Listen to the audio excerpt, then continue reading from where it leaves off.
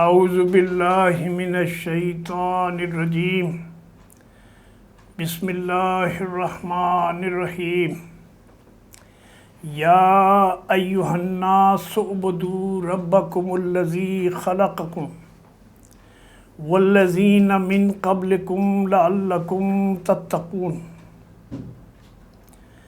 الذی جعل لکم الارض فراشا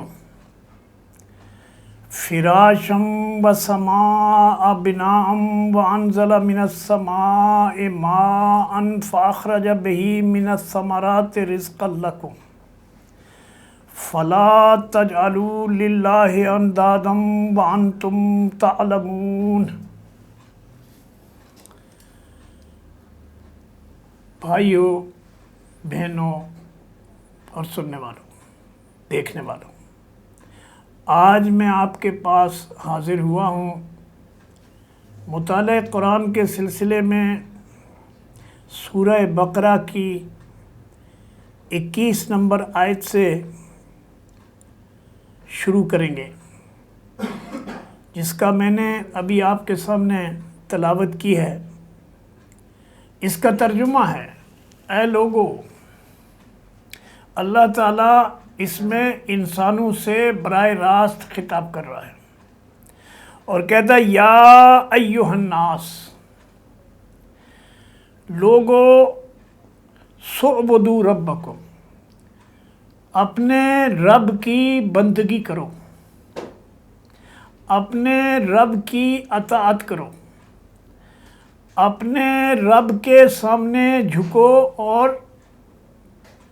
اسی کے سامنے اپنی استعانت، اپنی دعائیں، اپنی مناجات سب کچھ اس کے سامنے کرو۔ کیوں؟ الذی خلقکم، وہ ہے جس نے تم کو پیدا کیا ہے، والذین من قبلکم، اور نہ صرف یہ کہ تم کو اس نے پیدا کیا ہے، جو آج کی دنیا والے ہو، عرب کے لوگ ہو، قریش کے لوگ ہو، یہود اور نصارہ ہو، جو نبی صلی اللہ علیہ وسلم کے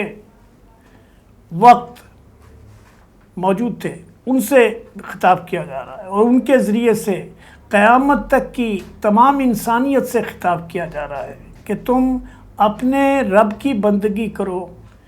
اس کی پکارے لگاؤ، اس کی نظر و نیاز کرو، کیونکہ وہی تمہارا رب ہے، وہی تمہارا خالق ہے۔ نہ صرف یہ کہ تمہارا خالق ہے، بلکہ تم سے پہلوں کا بھی وہی خالق ہے، اور اس کائنات کی ہر چیز کا خالق وہی ہے، مالک وہی ہے، رب وہی ہے، اور بندگی کے لائق بھی وہی ہے۔ اسی لیے آپ جب کلمہ پڑھتے ہیں تو کہتے ہیں لا، پہلے یہ کہتے ہیں کہ کوئی نہیں ہے عبادت کے لائق، بندگی کے لائق، پکار کے لائق، دعا کے لائق سوائے اس کے ایک اللہ کے، جو الہ واحد ہے۔ اس کا کوئی رشتہ دار نہیں ہے، اس کا کوئی باپ نہیں ہے، اس کا کوئی بیٹا نہیں ہے، اس کی کوئی اولاد نہیں ہے، وہ نہ کسی سے جنا ہے اور نہ اس نے کسی کو جنا ہے۔ تو فرمایا وہ اللہ جس نے تم کو تخلیق کیا ہے اور تم سے پہلوں کو تخلیق کیا ہے، اس نے تم سے صرف ایک ہی تقاضا کیا ہے، اور وہ یہ تقاضا ہے کہ تم اپنے آپ کو آخرت کے عذاب سے بچا لو، لعلکم تتقون، تاکہ تم تقوی اختیار کرو اور اللہ کے عذاب سے بچ جاؤ۔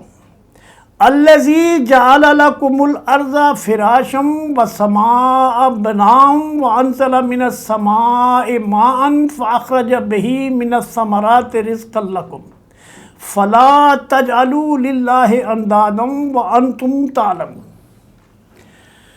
فرمایا تمہارا رب وہ ہے جس نے زمین کو تمہارے لیے فرش بنایا،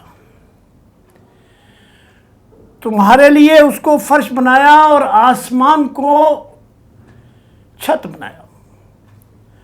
اور پھر آسمان سے پانی برسایا اور زمین سے تمہارے لیے طرح طرح کے میوے اور طرح طرح کا رزق نکالا۔